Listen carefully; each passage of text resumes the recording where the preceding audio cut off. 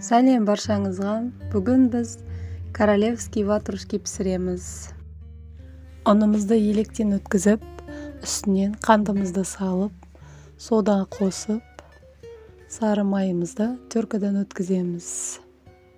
Сары майымызды ұнға аунатып теркадан өткіземіз. Әйтпесе өтпейді.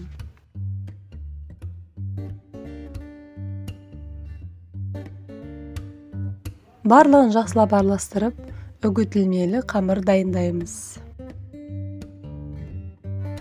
Үгітілмелі қамырымыздың дайын болғанын тексеру үшін қолымызға кішкене алып, құрт секілді мұрсақ қатуы керек.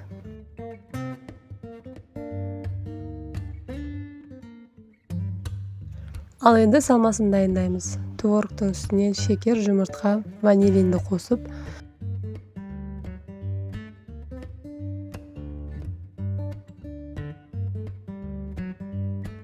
жақсылап араластырып алып,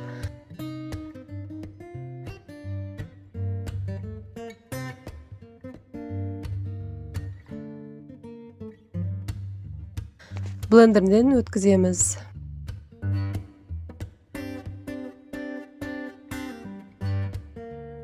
Өзімізге ыңғайлы формамызды алып, кішкене ғана майлап жіберсеңіздер болады. Үгітілмелі қамырымыздың 1/4 бөлігін алып қаламыз. Қалған барлығын астына төсеп, әдемілеп, кішкене престеп жібереміз. Үстіне начинкамызды салып, тегістеп, қалған 1 бөлік қамырымызды жақсылап сеуіп шығамыз.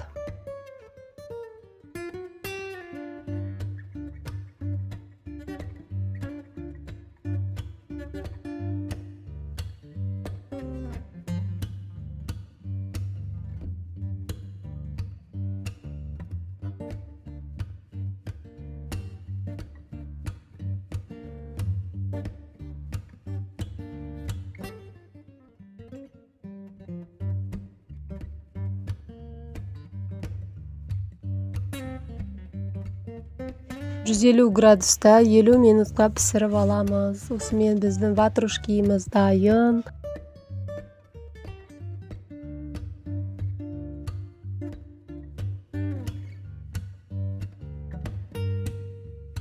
Ас болсын, сіздер де жасап көріңіздер.